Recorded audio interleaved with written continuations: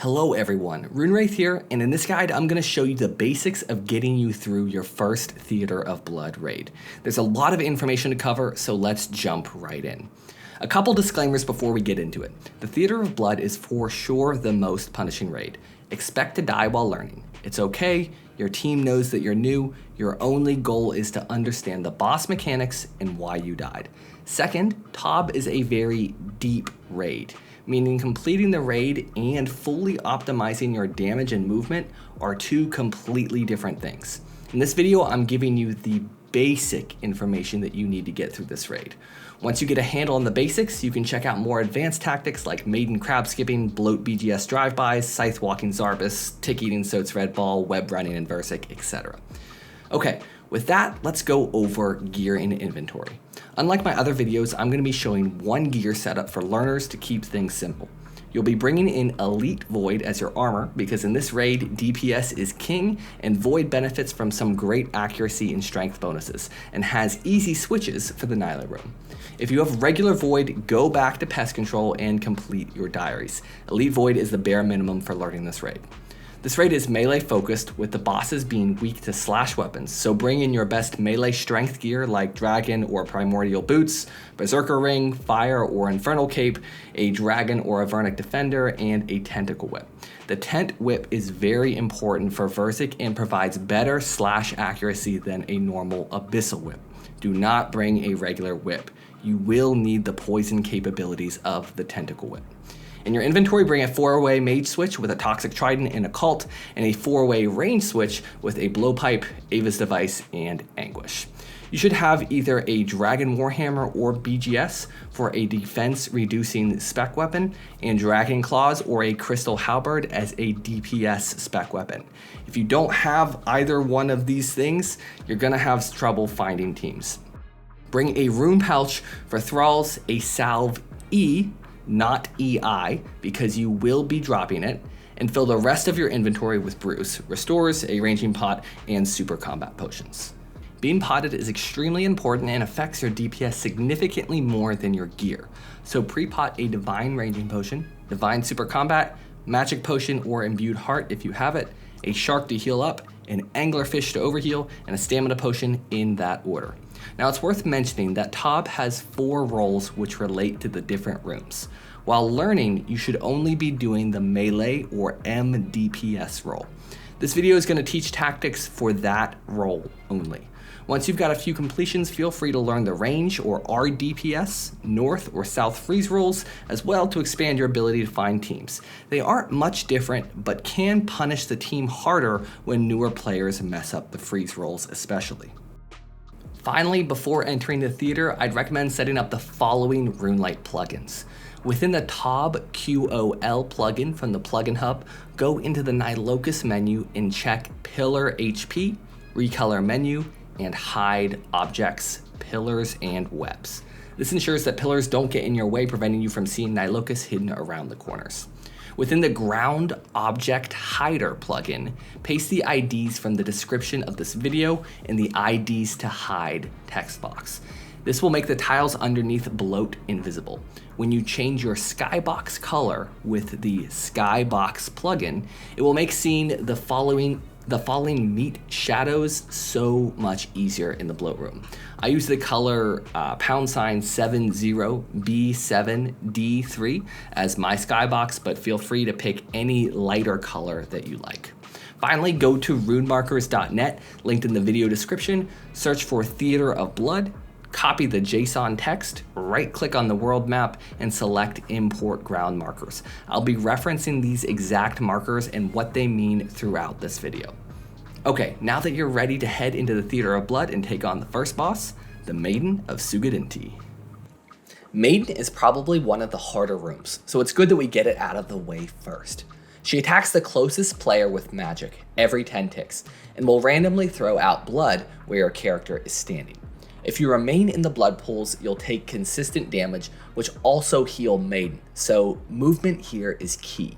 At 70, 50, and 30% of her health, she will summon crabs, which heal her for 2 times the remaining hit points, and increase the attack speed of her standard attack. 2 freezers on each of the team are responsible for freezing the crabs as soon as they spawn.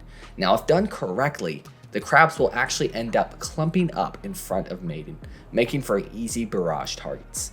Finally, if you step in blood pools, Maiden has a chance to create blood spawns. These annoying NPCs will path around the arena, leaving a trail of blood behind them. If they aren't frozen or killed, they can quickly deteriorate your character's ability to move. Each time you step in one of these blood pools, you're going to take consistent damage every tick and also heal Maiden. When starting each room in the theater, spam click on the barrier to the boss. Someone on your team will click through the dialogue, and this ensures that your whole team actually will enter the room on the same tick, and you aren't late to the fight. To start this fight, pray mage the entire time. Dragon Warhammer spec the boss 2 times, switch into your range gear, and head to the gray tiles in the middle of the arena. Range Maiden with your blowpipe the whole time, only moving to avoid blood she throws out at you and blood spawn trails. When crabs spawn, 2 freezers on your teams will ice barrage the crabs to prevent them from reaching the boss. You must help your team kill the crabs that are not caught in the clump in front of the boss. These will be your North 1, North 2, South 1, and South 2 crabs. Always kill these crabs before going back to the boss. Rinse and repeat at 70, 50, and 30% health for the rest of the fight. Now, on to Bloat. Mechanically, Bloat is the easiest boss in the Theater of Blood, but that doesn't mean he isn't difficult. The goal is to stay out of his line of sight. If he catches wind of your player, he'll send a nasty swarm of flies which do damage to you and quickly spread to nearby teammates. Bloat will malfunction every so often, giving you a chance to do as much damage as possible. If you're too greedy and don't get behind cover quickly enough, his stomp can do up to 80 damage. Between 60 and 40% of his health, Bloat will run around the room and bits of flesh will fall from the ceiling. If hit, you'll take between 30 and 50 damage and are stunned for several game ticks. This can give Bloat the edge he needs to catch up to you and swarm you with flies. You will be meleeing Bloat the entire fight. Before you enter the room, eat your anglerfish to make room for your crystal halberd or D-claws. And now it's important to let a more experienced player enter the room first, while the rest of the team stays outside the fight. This way, one player can trigger Bloat's first malfunction, and everyone else can enter all at once to do damage.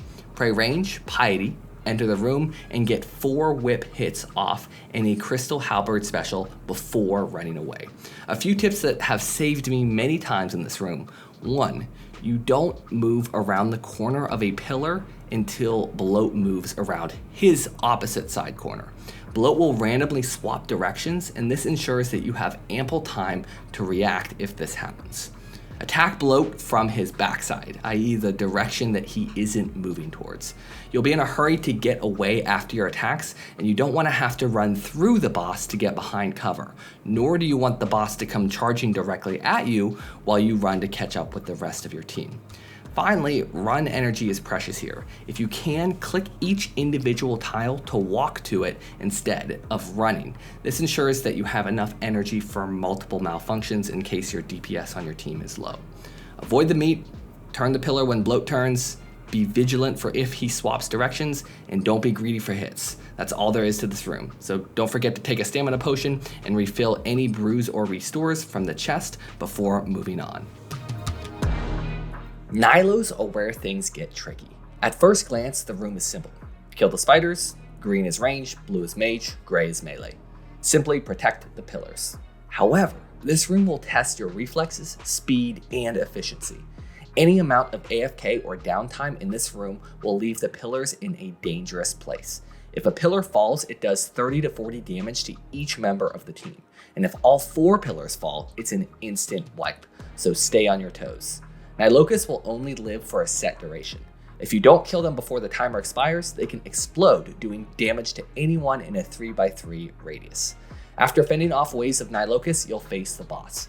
Every 10 ticks, the boss will switch between the melee, magic, and ranged combat styles, and you need to change your gear and prayer accordingly to kill him. Your role in this room as melee DPS is to kill the melee or gray crabs. Coordinate which side of the room you will handle with your team so you aren't sprinting all over the place. Like I said before, there will be 0 downtime in this room. If there are no gray nylos for you to kill, switch to your mage staff only. Don't do a 4-way switch, it's not worth it, and start helping to kill the blue nylocus until more gray crabs spawn. Always be doing damage. I can't emphasize this enough. If you're not doing enough DPS, you can wipe extremely fast here. So here's some tips. Always kill the aggressive crabs first. Most of them are non-aggressive and go right for the pillars, but you can't do any DPS if you're dead. When you get overwhelmed, prioritize killing incoming crabs rather than crabs that are already at the pillars. This seems counterintuitive, but the crabs at the pillars will die naturally very soon, while the incoming ones have full strength and can do serious damage to the pillars if you're not contending with them. So priority goes aggressive nylos, incoming nylos, pillar nylos, and then you can handle other people's nylos. The boss fighter is very easy since you match your prayer and gear, i.e. if he is blue, you should be praying mage and using mage. Green, praying range and using range, etc. But please, please, please focus on changing your prayers before your gear. He will hit you very hard off prayer and you will be sad. Sodaseg isn't a difficult boss. However, he punishes players hard for not paying close attention to detail. Each player will stand on a corner, circling Sodaseg. The boss will throw out range and mage orbs, which bounce off of players to create new orbs targeting other players in the room. Gray orbs are range attacks, while red orbs are magic attacks. At 66% health, Sodaseg will choose one player who can see the maze, while all of the other players are teleported to the entrance of the boss encounter. The maze runner should click through the highlighted path slow enough for his team members to follow him and quickly enough to avoid a pursuing tornado. Sodaseg will trigger another maze at 33% health. Every so often, Sodaseg will create a giant red ball which targets a single player in the room.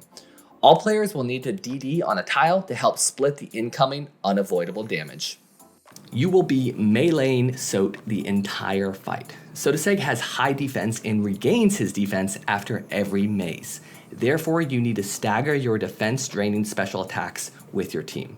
So by saying NE12, you are saying you're going to stand on the northeast corner of Sot and will drop your first special on the first phase and your second spec on the second phase. Some other examples are SW13, NW23, and SE fill.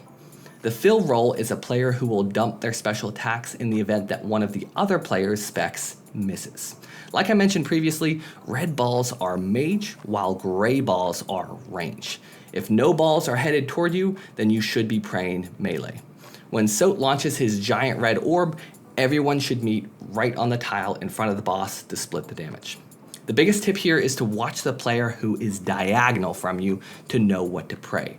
This is because as orbs pass through the boss, you won't be able to see them, and you'll have a very, very short window to react as the orb comes back into view before it hits you.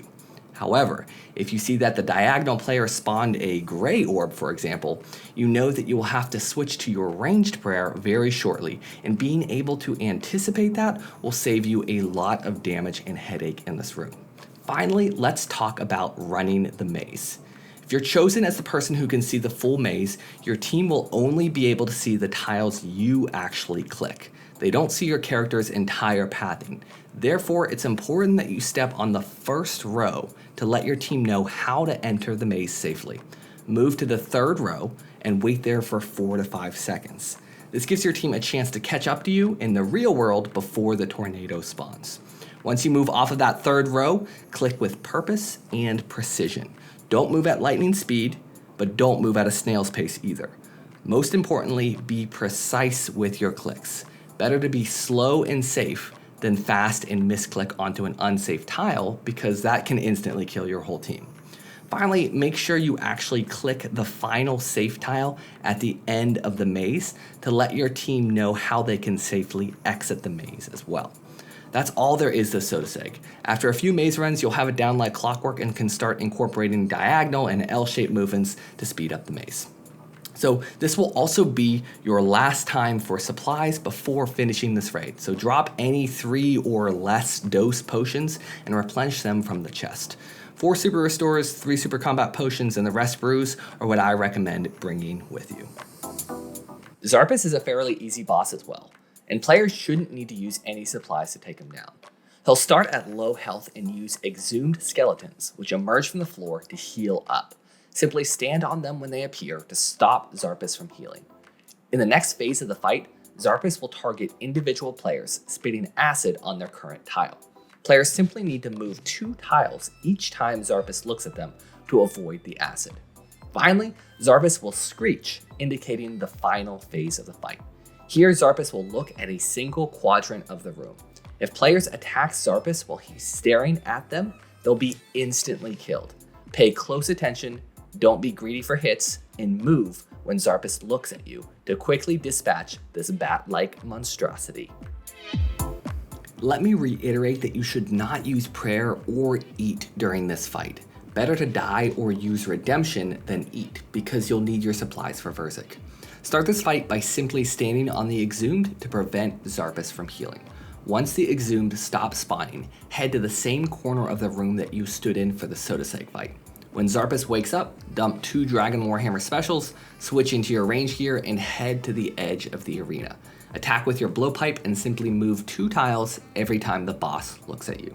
Work your way around the arena and be sure to not get acid on the marked tiles if you can avoid it, since those are used for scythe walking and for safely moving around in the final phase. When Xarpus screeches, switch to your melee gear, walk to the nearest highlighted tile near the boss, and wait to see which corner of the room Xarpus focuses. If he is not focusing you, attack with the whip and click underneath your character to stop auto-attacking. If you let your player continue to auto-attack, it's only a matter of time before Xarpus turns to you while you're about to attack and kills you instantly. Since Xarpus won't stare at the same quadrant more than once, other more experienced players will move around the room to squeeze out more DPS on the boss. You can simply stay put and only attack when Xarpus turns away from you. Don't be greedy for hits here, and you're sure to finish off Xarpus quickly. The final boss of the raid, Verzik Vitor. By far the most challenging and rewarding fight in the Theater of Blood. The Verzik fight consists of 3 phases. In the first phase, players need to share the Dawnbringer, a special staff used to cut through Verzik's shield. Each player will spec twice with the staff and drop it behind a pillar's safe spot for the next player to use. During this phase, Verzik will throw slow-moving magic attacks at players. If a player isn't behind a pillar when the attack launches, they can take heavy damage. For phase 1, you're going to use the orb order to determine who should be speccing with the staff and who is picking up the staff next. You must be praying mage this entire phase, because if you aren't and made a mistake, you will be instantly killed. While other players will run up to Verzik to attack her, you are going to stay in your mage gear and simply get 1 or 2 mage hits off before running back behind the pillar. Remember, spec with the staff, drop it for the next player, and mage with your trident. Your trident attacks don't do as much damage, so it's always better to skip an attack and get safely behind the pillar rather than tanking a 60. Be cognizant of pillar health and move from the northwest pillar to the northeast, then mid-east, then mid-west, etc. when the pillars die. If it tanks longer than the mid-east pillar, then you're in trouble. Finally, when Verzik's shields hit 0, all of the pillars will crumble, so don't stand next to them. That concludes phase 1. For phase 2, our goal is to avoid projectiles Verzik throws at us and get into a rhythm of attacking the boss. Pray range and piety, attack the boss, click away to the tiles marked on the sides of the boss, and repeat. If you're out of cycle, Verzik will bounce your character, stun you, and hit you with a guaranteed poison bomb. The key here is to not panic. Move a tile, take a sip of brew. Move another tile, take another sip of brew. Another tile, and restore. Just take a second to focus on movement and avoid her projectiles, getting a feel for the rhythm. Occasionally, Verzik will throw out a lightning ball which must be bounced to another player through her to avoid damage. This is why each player is positioned on a corner of the boss. So while you are avoiding her green bombs, stay somewhat close to her so that if she targets you with the lightning, you can bounce it through her instead of tanking a 50. Verzik will also summon a purple crab, which must be poisoned to prevent it from healing her. So if it's near you, smack it with your tent whip once. Finally, verzik will summon nylo. They act like heat-seeking missiles homing in on your player and exploding, dealing massive damage the closer you are to them. The key here is to get near the nylo to pop it and then run away to instantly avoid the blast. It takes practice, so don't get discouraged here. One tip I have for this phase is to watch verzik's cloak. Whenever it does its flip animation, click boss. Then click back to your row of tiles to get into cycle. Don't feel pressured to dish out tick perfect DPS here. Instead, focus on movement, avoiding projectiles, and popping crabs. Once all that is dealt with, you can focus on getting back into a cycle and attacking the boss. One last thing. Once verzik hits 35% health, she'll summon red crabs. You should pray mage now instead of range. Kill these crabs to prevent them from healing verzik, and then get back to attacking the boss to continue DPSing her down. This phase is basically just a DPS check, because if too many people are dead, the crabs will start to out-heal the damage 1 or 2 players can do, depending on gear. Whew, that is a lot to contend with for phase 2. But if you've made it this far, then congrats. Let's finish off the raid with phase 3. Verzik will turn into a giant spider and pick a player as the tank. If she turns towards you, that means she's selected you as the tank. Walk underneath her, stay underneath her until she turns towards somebody else more experienced. A bad tank can instantly kill the team, and tanking is something that you can learn down the line. She'll alternate between 2 attacks. Green is ranged and blue is mage, so pray accordingly. And remember to keep your health above 80 at all times. Don't risk it. Verzik will cycle through 3 special attacks, always in this order: webs, yellow orbs, green ball. For webs, she'll walk to the center of the room and start spewing webs from her thorax. You just need to take a sip of stamina, run to the edge of the arena, and start running clockwise in the direction around the room. Don't step in any of the webs. It's pretty obvious there. For yellow orbs, she'll create a safe spot for each player that's still alive. You have to run and stand on one of the safe spots, so pick one and go to it. Multiple players cannot share a same safe spot, so each person needs their own. Usually coordination for this works itself out on its own, but feel free to type out to your players which safe spot you're going to. Finally, for the green ball special attack, verzik will throw a green ball out at one of the players in the room. It'll deal 74 damage, so just brew up and tank it if it's headed towards you. Nothing you can do here. For verzik's enrage phase, the arena gets utterly chaotic as she spawns a tornado for each player. Don't let the tornado catch you because it takes 50% of your health away and heals the boss for a massive amount of health as well, prolonging this enrage phase substantially. So run away from the tornado, hit the boss, brew up, and hope this phase ends soon. If you can make it all the way to that, then you deserve a purple. Now this was a long video, but it's tough to cover all of the basics of an entire raid in one video. I hope you all feel empowered to at least take on the Theater of Blood now, and if you're interested in watching me do some top, I stream on Twitch regularly at twitch.tv/runewraith_. Don't forget to like, comment, and subscribe as it really helps my channel grow. Thank you.